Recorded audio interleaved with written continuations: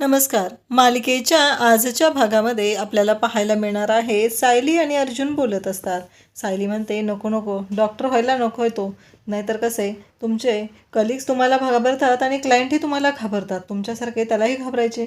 त्यानंतर अर्जुन म्हणतो, नाही, तो वकीलच व्हायला पाहिजे, तो लॉयरच व्हायला पाहिजे.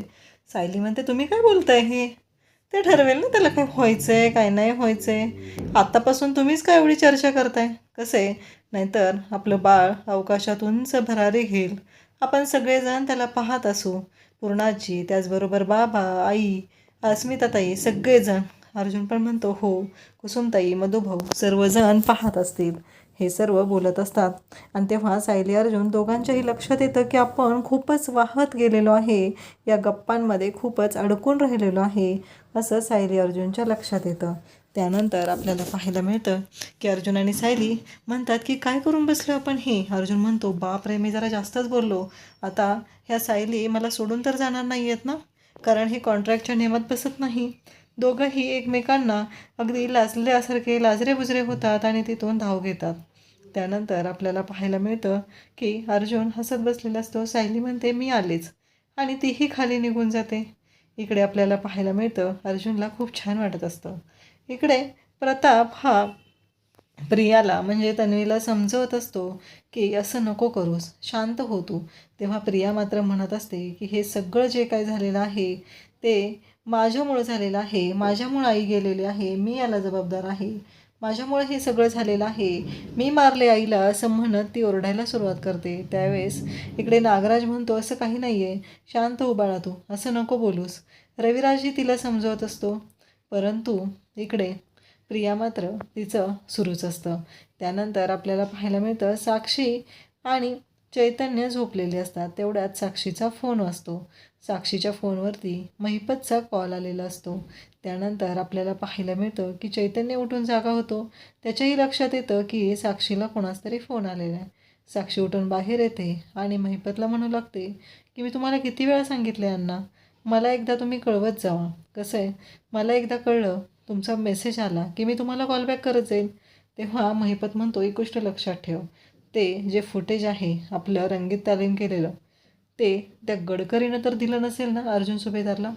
तेव्हा साक्षी म्हणते, नाही, मला खात्री आहे त्याने असं काही केलेलं नाही, कारण त्याला तो माझ्या बाजूने लढत होता. त्या दिवशीही मी कोर्टात पाहिलं, आणि अर्जुन सुभेदार त्याचा दुश्मन आहे, तो आपल्याशी असं करणारच नाही. तेव्हा नाही, अण्णा म्हणतात, म्हणजेच महिपत म्हणतो की एक गोष्ट लक्षात ठेव बाळा, डोळे उघडे ठेवून लक्ष देऊन सगळं करायचं असतं. कसं आहे, समोर जे दिसतं तेच असतं असं काही नाही. इकडे रविराजला इन्स्पेक्टर साहेबांचा फोन आलेला असतो आणि बॉडीची ओळख पटवण्यासाठी बोलवलं जात असतं. आता रविराज जायला निघत असतो. तेव्हा प्रिया म्हणते की काय झालं. तर रविराज सांगू लागतो की आता इतक्या दिवसानंतर मी प्रतिमाला पाहणार आहे, तेही शेवटचं, तेही कोणत्या अवस्थेत असेल काय माहीत. तर सुमन म्हणते, अहो भाऊजी, अजून बॉडीची ओळख पटलेली नाही, आणि त्याच्या आधीच आपण असा का विचार करतोय की त्या वहिनीच असतील, कदाचित त्या नसतीलही ना, मग आताच का आपण एवढं टेन्शन घेऊन बसतोय. प्रिया म्हणते, इतर एरवी हिचा मेंदू झोपलेला असतो आणि आजच बरा जागा झाला, नक्की काय चाललंय हिचं, असं ती बोलत असते.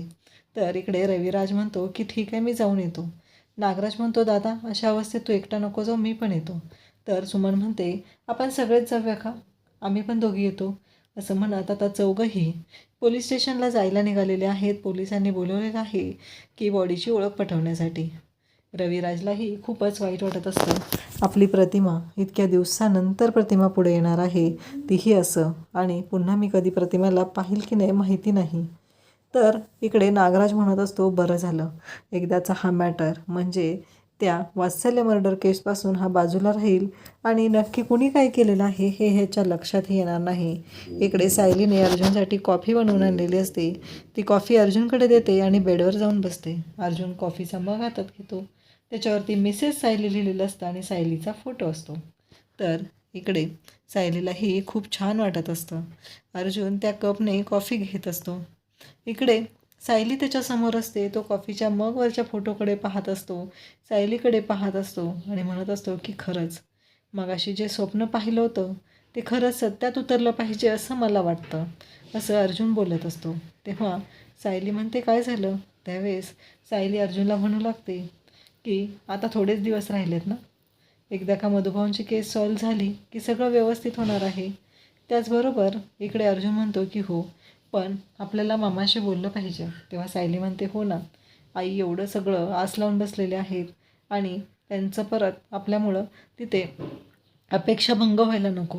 सायली उठते, कपाटातील लहानपणीचे अर्जुनचे कपडे घेते, त्याचबरोबर त्याचा फोटो घेते आणि म्हणते की हे आईंना परत देऊन टाकूया, कारण आईंना हे परत देणं गरजेचं आहे, माहिती आहे ना तुम्हाला.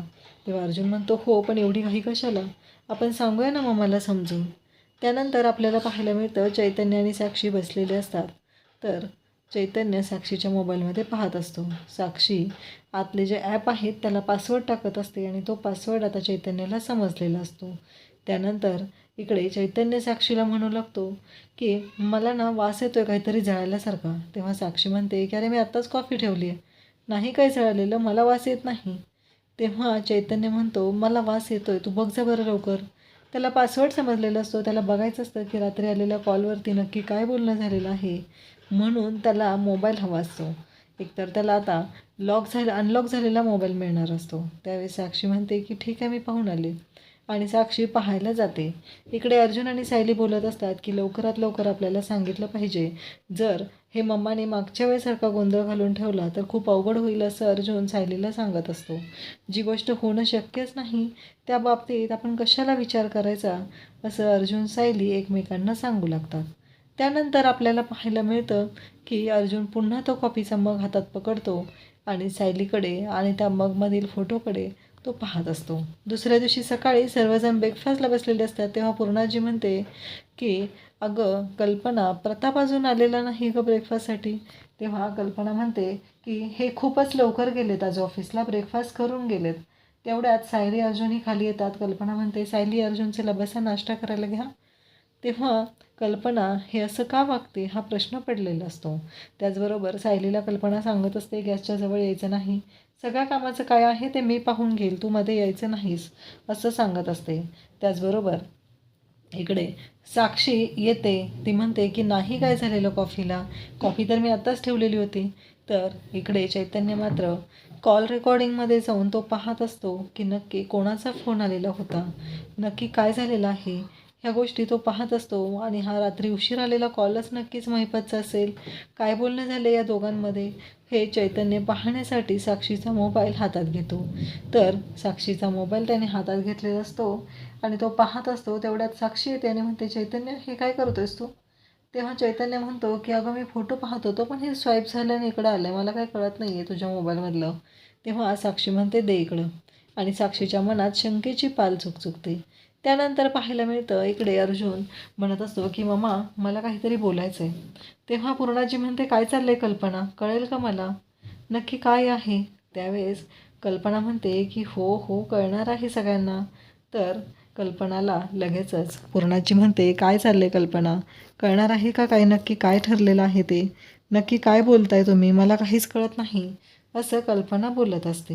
त्यानंतर आपल्याला पाहायला मिळतं की इकडे कल्पना म्हणते आता अर्जुन सायली स्वतःच सांगते सायली आराम करायचा, आणि अश्विन मी तुला सांगितलेला डाएट चार्ट तयार आहे ना. तेव्हा कल्पना म्हणते की तो माझ्याकडे देऊन ठेव. हे सर्व कल्पना बोलत असते.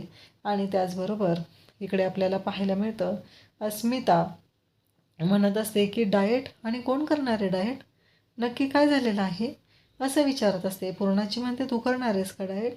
तेव्हा अस्मिता म्हणते नाही नाही मी नाही करणार डाएट, हे तिने स्पष्टपणे सांगून टाकते. त्यानंतर आपल्याला पाहायला मिळतं इकडे सायली आणि अर्जुनने ठरवलेलं असतं की अर्जुनने ह्या सर्व गोष्टी बोलायच्या आहेत. तर इकडे सायलीने सांगितल्याप्रमाणे अर्जुन सुरुवात तर करतो, पण तो बोलू शकत नाही. तो म्हणतो की आज रात्री सांगतो मी सगळ्यांना.